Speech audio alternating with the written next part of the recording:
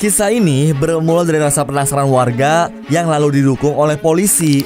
Setelah diselidiki pun, para petugas itu malah ngedapetin penemuan yang gak diduga-duga. Penasaran apa itu? Hai, calon sarjana di sini dan kita akan jelasin bau misterius di Madagaskar yang ngebuat penduduk setempat menjadi geger. So, nggak usah pakai lama lagi, siapin diri kalian dan nikmatin videonya. Di awal tahun 2018, warga, polisi, dan juga petugas satwa liar daerah atau Liaria Madagaskar nemuin 10.000 kura-kura di suatu rumah kosong. Cerita awal mulanya gini guys, para tetangga tuh ngeluh gara-gara ada bau gak sedap di daerah lingkungan mereka.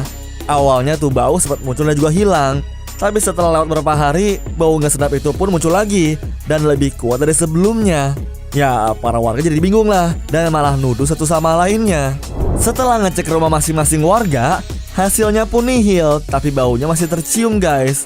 Akhirnya warga pun mulai penasaran kalau baunya itu muncul dari rumah kosong di gang mereka. Ya sebenarnya nggak kosong-kosong amat sih, soalnya kadang tuh mereka masih suka ngeliat kalau ada orang keluar masuk dari sana.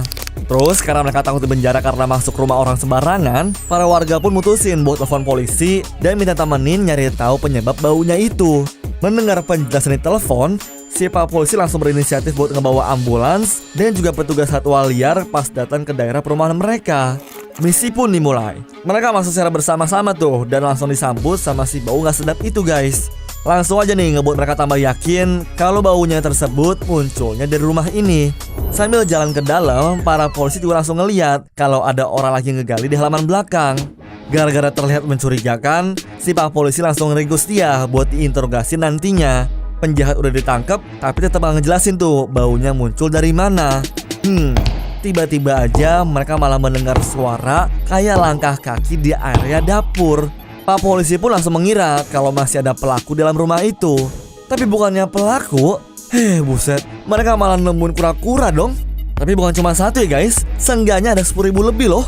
Dan pas makin diselidiki di dapur, kamar tidur, kamar mandi, semua isinya itu kura-kura.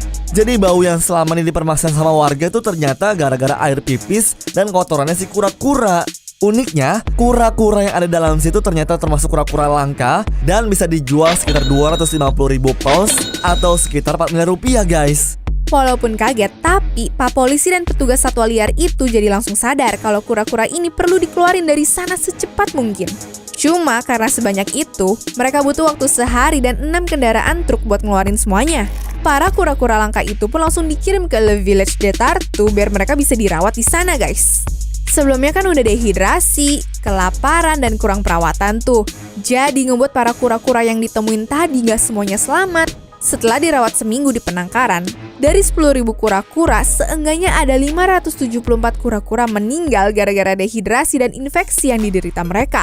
Bahkan ada 180 kura-kura juga yang udah meninggal duluan pas para polisi dan petugas masuk ke dalam rumah itu. Kalau kata ahli marga satwa sih, mungkin mereka nyimpen kura-kura langka sebanyak itu gara-gara mau ngejual secara ilegal ke daerah benua Asia.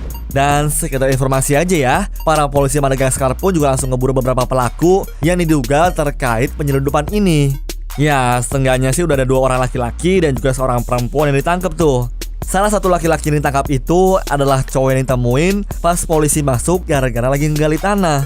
Katanya sih dia mau ngubur kura-kura yang sudah meninggal duluan biar baunya tuh gak tambah menyengat. Menurut Jordan Gray dari TSA, nantinya setelah sembuh dari dehidrasi dan infeksi, mereka pun gak akan balik ke habitat aslinya. Ya katanya sih ya, daripada dilepasin terus ditangkap lagi, nanti hewan langka ini malah punah dan diperjualbelikan secara ilegal. Ya denger-denger sih Neng, sekarang para kura-kura itu hidup damai sejahtera di penangkaran. Dan harapannya kura-kura ini pun gak pernah punah dan bisa ningkatin populasi mereka lagi.